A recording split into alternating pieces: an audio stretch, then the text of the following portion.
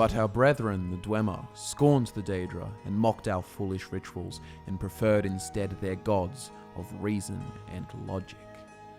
It is this sentiment that defines the Dwemer as a people, rational, logical, enigmatic and proud. The Dwemer were one of the most advanced civilizations to ever grace the soil of Tamriel. You see their timeless cities, impossible structures, and marvelous machines, all made possible by the intricate tonal magics that they grasped so well, allowing them to bend reality to their will, to shape the world as they see fit. Their understanding of the universe separated them from all the others, while other peoples groveled and worshipped at the feet of so-called gods. The Dwemer instead sought to understand them, to become them. They had a truly unique understanding of the Aedra and Daedra. They understood that originally all mortals and beings were simply just souls in Aetherius before creation. The Dwemer, like all mortals, were only different because they lost power and had to breed, dividing and subdividing. The way to fix this, as they saw it, was to create a Dwemer oversoul, an entity so they can transcend their mortal coil. This entity, this creation, would be known as the Numidium, the Brass Tower, the fate of the Dwemer.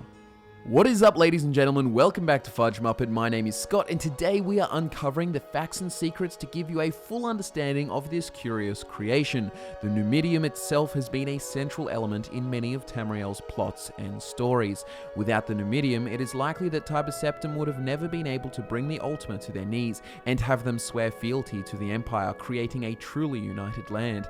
But this was a machine made long before then, long before the Empire of Man ruled all of Tamriel. Ladies and gentlemen, it's time to start from the beginning. The origins of this story begin in a land once called Resdayn, a unique land that you would today call Morrowind. Its inhabitants were the Dwemer in their underground cities, and the Chimer, the other elves who dwelled on the land. It was at this point that Resdayn was under Nordic occupation. It was an alliance between the Dwemer and the Chimer that led to the liberation from the Nords and the formation of the First Council. The Dwemer and Chimer would cooperate and be friends for a long while, mostly due to the friendship between King Dumac of the Dwemer and Indoral Nerevar of the Chimer, but it would not last. Enter Kagrenac, the chief tonal architect of the Dwemer, wielder of truly magnificent intelligence and power. He was the foremost arcane philosopher and mage crafter of the Dwemer, a true pioneer. He and his staff of other tonal smiths and craftsmen, the likes of which include the last living Dwemer, Yagrum Bagan, created many of the truly awesome inventions of the Dwemer.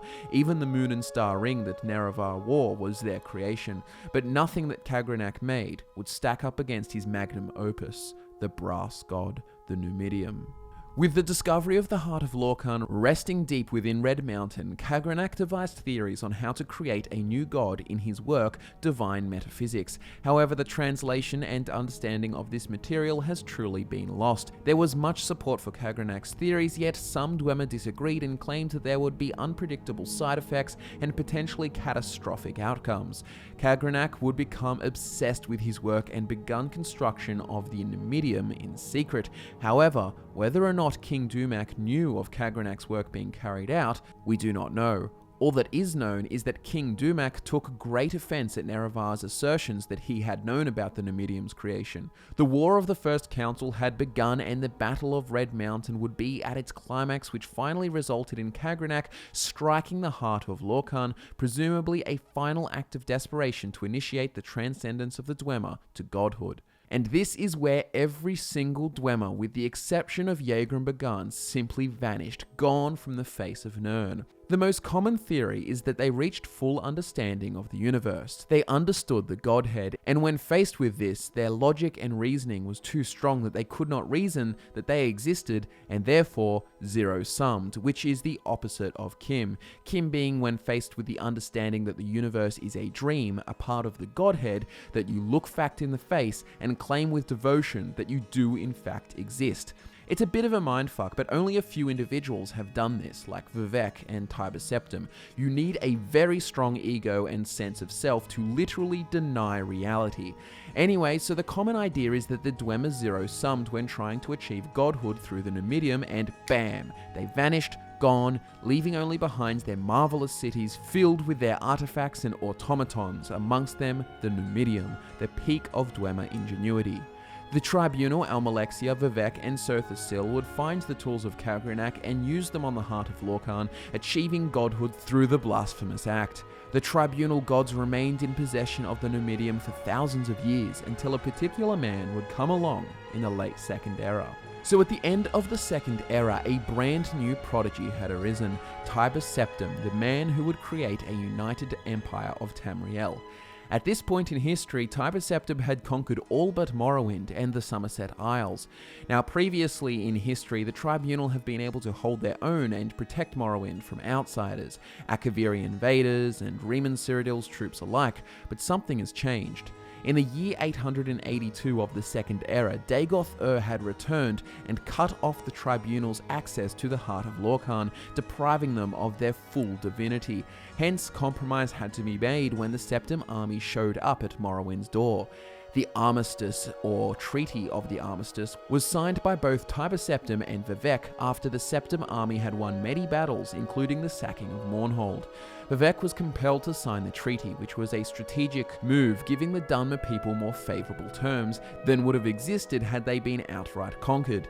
Tiber Septim knew he had to reduce their military power, so as per terms of the armistice, Tiber successfully demanded the Numidium and had Imperial soldiers garrisoned all over Morrowind. The Dunmer were allowed a healthy degree of autonomy, including the Tribunal Temple and its worship, and the Great House's rule of local government. However, they were supervised by imperial representatives. Dunmer religious practices and their ancient practice of slavery were also protected by the armistice.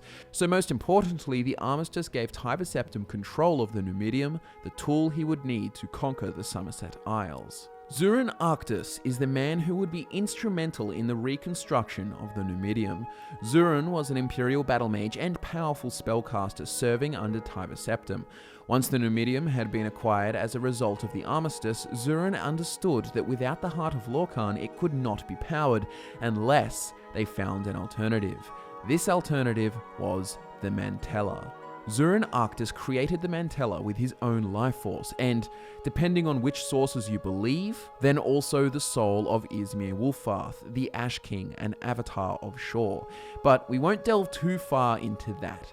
Zurin had created the Mantella as well as a device called the Totem of Tiber Septim, a magical artifact that can only be used by that of the Septim bloodline. This totem gave the user control over the Numidium. In the year 896 of the Second Era, the reconstructed Numidium was activated in Riemann in Elsewhere. The siege of the Somerset Isles began and lasted only an hour before the Ultima would bend the knee. During this 1 hour, the activation of the Numidium caused a dragon break, causing a distortion of time, and multiple contradictory events occurred at once.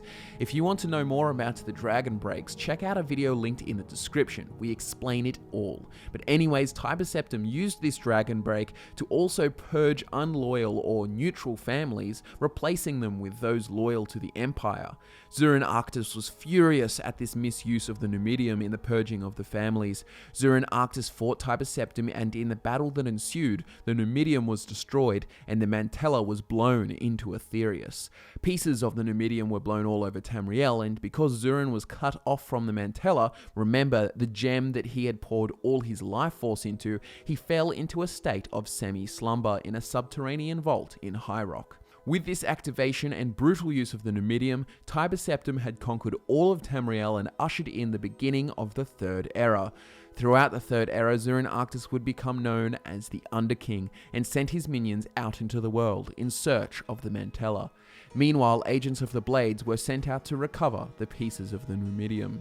So fast forward through the Third Era to the year 401. Nulfarga, a powerful mystic and mother of King Lysandus, the king of Daggerfall, found the location of the Mantella. Around the same time, Uriel Septim VII had received word the totem of Tiber Septim had also been found. Uriel Septim sent an agent of the Blades to the Iliac Bay region to uncover a whole plot that is the storyline to Elder Scrolls II Daggerfall. Without going into far too much detail, the plot culminates in a discovery of the Underking Zurin Arctus, as well as the location of the Mantella. The agent, aka the protagonist of Daggerfall, met the Underking, and at his bidding, activated the Numidium once more so that Zurin's soul could be reunited with the Mantella, and for a brief moment he could become flesh and blood so that he could properly die and have the release he longed for all this time.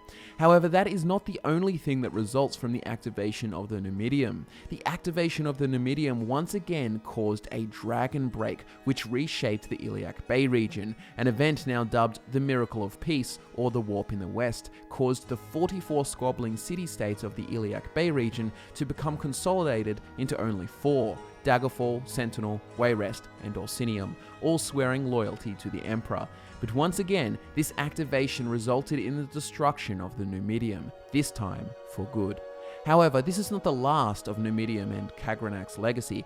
Dagoth the demon of Red Mountain, began construction of Okulakan, the second Numidium, and he planned to activate it with the Heart of Lorkhan. He was going to use it to drive all Outlanders from Morrowind and spread his corporous disease to all of Tamriel and eventually take it for himself. In the year 427 of the Third Era, he was thwarted by the Nerevarine, who gathered Kagrenac's tools, Keening, Sunder, and Wraithguard, and assaulted Dagoth stronghold, using the tools to destroy the Heart of Lorkhan, killing Dagoth and Okulakan with it. It would seem that never again shall a machine like the Numidium set its brass feet upon the lands of Tamriel. The greatest civilizations with the greatest magic and inventions, they're all fading. The world of Nirn is becoming all the more mortal. That, ladies and gentlemen, is the Numidium explained in full for all of those who have been wondering. Let us know what other lore topics you would like discussed. Like the video if you enjoyed the talk about the Brass Tower. My name is Scott from FudgeMuppet, and I'll be back to nerd out with you again next time.